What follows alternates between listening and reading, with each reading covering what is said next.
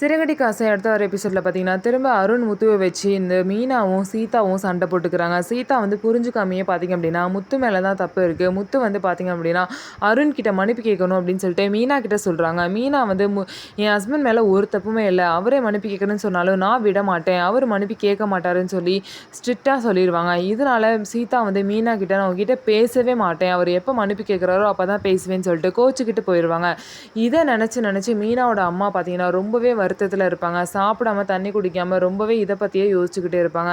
அக்கம் பக்கத்தில் உள்ள எல்லாருக்கும் இந்த விஷயம் தெரிஞ்சு இப்படியே அந்த சண்டையை விட்டினா இது ரொம்ப பெரிய சண்டையாயிரும், அப்புறம் ரொம்ப வச்சு பேசாமே போயிடுவாங்கன்னு சொல்லிட்டு பக்கத்தில் உள்ளவங்களாம் சொல்கிறாங்க. இதெல்லாம் நினச்சி பார்த்தீங்க அப்படின்னா அவங்களுக்கு பிபி அதிகமாகி மயக்கம் போட்டு விழுந்து ஹாஸ்பிட்டலில் சேர்த்துடுறாங்க.